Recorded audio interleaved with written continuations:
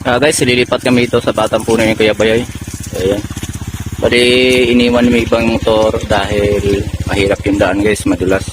Yung iba naman pwedeng ipasok kung Hello gusto guys, Nag! Mamitas ka na, Nay! Hello! Si Ate Noriet. Lilipat ka na Bakit ba lagi na yung tanining binabanggit ni Ate Noriet? Hindi na makatulog yun. Hindi na makatulog yun.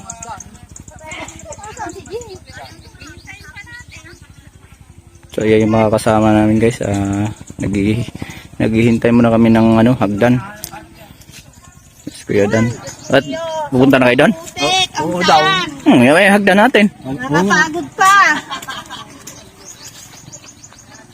Ayun ay. Ay, ito. So ayan yung si Barok guys. So naglinis ng motor. Oh.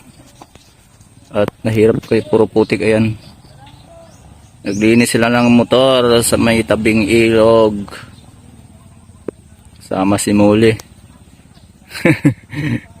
Mahirap talaga kasi yung daan. So yan guys, dumating na yung hagdan namin. Guys, ang hirap ng daan.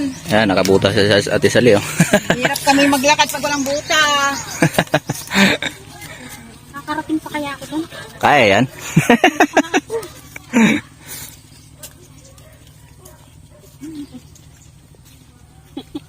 Ay, kaya ba, Dor? Ay, tetap.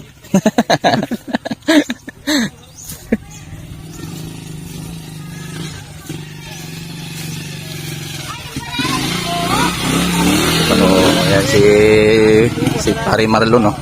Punong-puno ng kahoy, kulong-kulong niya.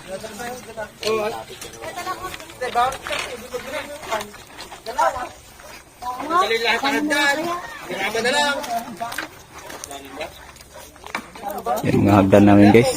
Maglakad pa kami na malayo. Hindi kasi may pasok ng kulong-kulong doon dahil yung daan hirap.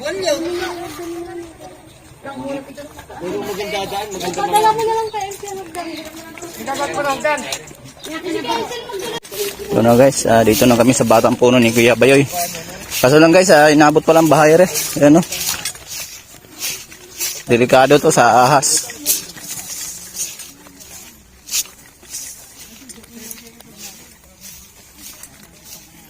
Tudling na kami. Ako ahas dito, may may tahid na.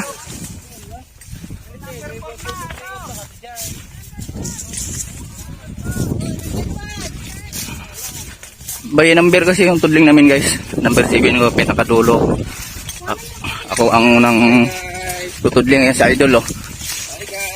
Araw-araw pitas lang, araw-araw sipag. Ayo. Pero po, may pasuka. Ito may pasuka ko. Saan? Ito may pasuka namin. Ngayon, hagdan. Wala pa sila, Jere? Ayun na pala. Saan ba? Paano ba yan? Pag ganun, kaya dati. Dalawa yung puno nyo lang dyan? So, ayan guys, yari na nga dito kay Kuya Bayoy. Yan, pauwi na kami guys, bukas ulit. Yun na. Yan si Ate Ason. Nakailang kilo kay Ate Ason? Naka 200. 200. Yun, sana all. Kapag 300. Uwi na kami, tomorrow.